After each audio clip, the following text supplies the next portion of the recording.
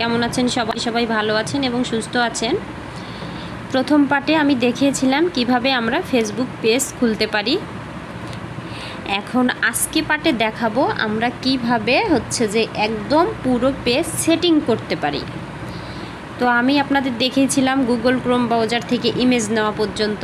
তো তারপরে আজকে যে সেই কপি ইমেজগুলো কিভাবে এডিট করব, কিভাবে নিজের পেজে বসাবো, কিভাবে পুরোপুরি পেজটা সেট আপ করবো সে বিষয়ে আজকের যে ভিডিওটা। তো সবাই মনোযোগ দিয়ে পুরো ভিডিওটা দেখবেন, আর আশা করি আপনাদের যে একটু হলেও উপকারে আসবে। আর আপনাদের যদি সত্যি উপকারে আসে তাহলে মূল্যবান মতামত আমাকে কমেন্টের মাধ্যমে জানাবেন। তাহলে আমি চলে যাই আমার যে ফেসবুকে। এখান থেকে আমি এই পেজটা খুলেছিলাম, তো এই পেজটা দেখেন কোনো কিছু সেট আপ আমি কিন্তু করি নাই, শুধু জাস্ট খুলে রাখছিলাম। এখন দেখেন এখানে লেখা কি নিড ওয়ার্ক, মানে এই পেজে কাজ করতে হবে, অনেকগুলো কাজ বাকি আছে। হ্যাঁ, অবশ্যই বাকি আছে, এখন আমি সেগুলো কাজ করব। আমি কিছু ইমেজ ডাউনলোড করছিলাম, সেটা ইনশর্ট দিয়ে এডিট করে নেবেন। আমি আর ইনশর্ট দিয়ে এডিট করা দেখালাম না, হালকা পাতলা শুধু অ্যাডজাস্ট করবেন আর সিম্পল একটু এডিট করে নেবেন, ঠিক আছে? তো যাই হোক, আমি এটার মধ্যে আসলাম। আসার পরে দেখেন এখানে থ্রি ডটে আসলাম। আসার পরে এখান থেকে আমি এডিট অপশানে গিয়ে পুরো এডিট করে নেব। পেন্সিলের মতো আইকন আছে না, এডিট অপশানে গিয়ে পুরো এডিট করে নেব, মানে পুরো পেজের সেটিংটা করে নেব। তো এখানে আসলাম, আসার পরে এই অপশানে ক্লিক করে দেব। এখান থেকে কি করব, এখান থেকে একটা যে আমরা লোগো ঠিক করব, একটা ব্যানার ঠিক করব। তো আমাদের দেখি এই লোগোটা বসিয়ে দেই। এটা সুন্দর বসিয়ে দিলাম, ঠিক আছে? এখন বসিয়ে দিয়ে আমরা এখানে কিছু লিখতে পারি, এখানে আমরা কিছু লিখতেও পারি, চাইলে না লিখতে পারি, ঠিক আছে? সেভ করে দিলাম, সেভ অপশানে গিয়ে সেভ করে দিলাম। এটা একদম সেভ করে দিলাম। আর অবশ্যই এটা প্রোফাইল পিকচার কি হবে, স্কোয়ার হবে। আমরা সবসময় কি করব, প্রোফাইল পিকচারটা স্কোয়ার রাখবো, এটা আপনারা মাথায় রাখবেন। একটু সময় লাগবে আপলোড হতে। এটা প্রোফাইল পিকচার আমি এখান থেকে বসিয়ে দিলাম। তো এখান থেকে আমি কভার ফটো সেটাতে চলে আসলাম। কভার ফটোতে এখান থেকে ক্লিক করে দেওয়ার পরে এটা দিলাম। তো কভার ফটো সাইজ আমাদের কত হবে, আমাদের 16:9। কভার ফটো সাইজ হবে 16:9। দেখেন আমি কভার ফটো একটা দিয়ে দিলাম, এটাও বসে যাবে। এখানে একটু লোড নেবে, অপেক্ষা করতে হবে আমাদের।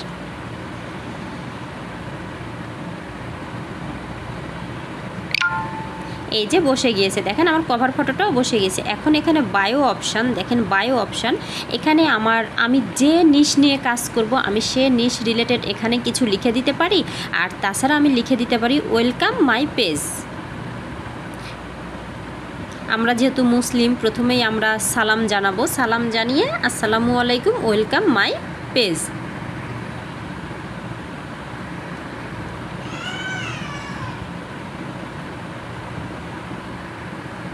আচ্ছা, আমি এতটুকু দিয়ে দিলাম। এখানে দেখেন 255 ক্যারেক্টারের লেখা যাবে। আমরা এতটুকু দিয়ে সেভ অপশানে ক্লিক করে দেবো। এখানে 255-র মধ্যে আমি মাত্র 31 ওয়ার্ড লিখেছি, আপনারা আরও অনেক কিছু লিখতে পারবেন, ঠিক আছে?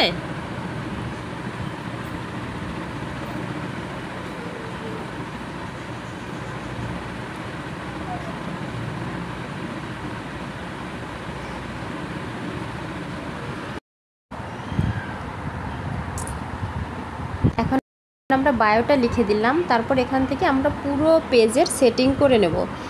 এডিট অপশান আছে, এখানে ক্লিক করে পুরো পেজের সেটিং করে নেব, ঠিক আছে? তো এখান থেকে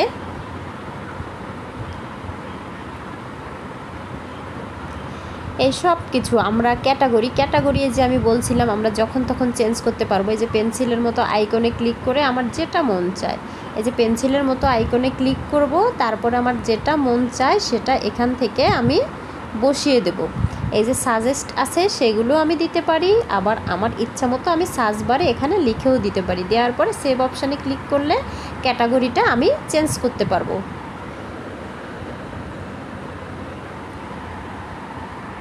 এখান থেকে বের হয়ে চলে আসি। আসার পরে অ্যাড ইওর ইমেইল, এটা হচ্ছে যে আমরা এখানে ক্লিক করে আমরা আমাদের ইমেলটা বসাতে পারি। যারা এখানে ইমেল সেট করতে চাই তারা এখানে পুরো সব কিছু হচ্ছে যে বসিয়ে সেভ অপশানে ক্লিক করে দেব। কিন্তু যারা কন্টেন্ট ক্রিয়েট করেন তাদের জন্য দরকার নেই। অ্যাড ফোন নাম্বার, ভাইয়ারা যদি চান অ্যাড ফোন নাম্বার বসাতে পারেন। আপুদের জন্য আমি মনে করি দরকার নেই। এটার উপরে ক্লিক করে এই কন্ট্যাক্ট ইনফোতে এতটুকু দরকার নেই। যারা বিজনেস করেন তারা সার্ভিস এরিয়া এটা ওটা দিবেন, ঠিক আছে। আর যারা হচ্ছে অ্যাড ইমেইল বসাতে চান তারা এখানে ক্লিক করবেন। ক্লিক করার পরে আপনার ইমেলটা বসিয়ে দিবেন। আপনার যে ইমেলটা সবসময় অ্যাক্টিভ থাকে সেই ইমেলটা এখানে বসিয়ে দিবেন। দেওয়ার পরে এই নিচের দিকে যে দেখেন সেভ অপশানটা আছে, এই সেভ অপশানটাতে ক্লিক করে দেবেন। এখান থেকে আর যারা কন্টেন্ট ক্রিয়েটর আমরা আছি তাদের জন্য আর তেমন দরকার নেই। তবে যারা বিজনেস করব তারা অবশ্যই এই ফর্মটা, এখানের এই ফর্মটা সুন্দর করে পূরণ করে দেবেন, ঠিক আছে। এখন এরপরে আমরা এখান থেকে এই যে বেসিক ইনফো যেটা আছে সেটা আমরা পেন্সিলের মতো আইকনে ক্লিক করে দেব।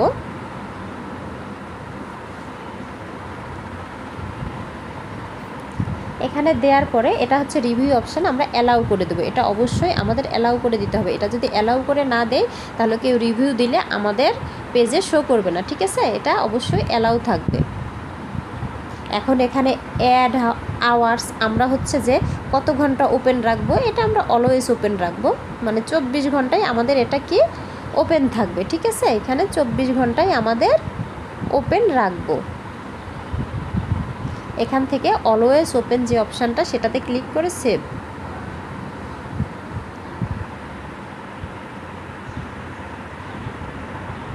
নেট মনে হচ্ছে খুবই স্লো, এত আস্তে আস্তে কাজ করছে।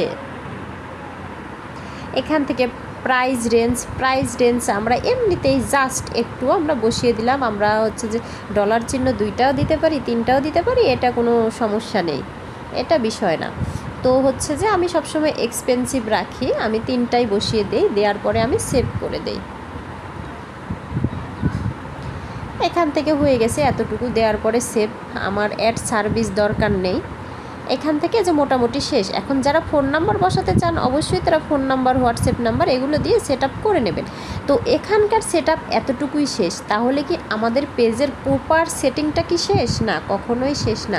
অবশ্যই আমাদের আরও সেটিং বাকি আছে, সেটা আপনাদের 3য় নাম্বার ধাপে দেখানো হবে। বিভিন্ন সেটিংগুলো 3য় নাম্বার ধাপে দেখাবো, কারণ ভিডিওটা আমি বড় করতে যাচ্ছি না।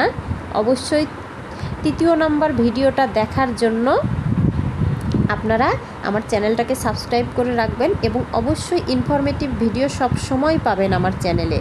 ইনফরমেটিভ ভিডিও পাওয়ার জন্য বেল আইকনটি অন করে রাখবেন, তাহলে সাথে সাথে নোটিফিকেশান চলে যাবে। আপনি সাবস্ক্রাইব করে রাখলেন কিন্তু বেল আইকন বাজিয়ে রাখলেন না, তাহলে তো নোটিফিকেশানটা যাবে না। এই জন্য বেল আইকনটাও বাজিয়ে রাখবেন। আগামী 3য় নাম্বার পার্টে আমি পুরোপুরি সেটিং অপশানে গিয়ে পুরোপুরি যে একটা পেজের হচ্ছে যে ইউজার নেম চেঞ্জ করা থেকে পুরোপুরি সেট আপ দেখাবো। তো সবাই ভালো থাকবেন, সুস্থ থাকবেন এবং সবাই আমার জন্য দোয়া করবেন। আর অবশ্যই ভিডিওটা পুরো মনোযোগ সহকারে দেখবেন আর কমেন্ট বক্সে আমাকে জানাবেন ভিডিওটি কেমন লাগলো। আল্লাহ হাফেজ।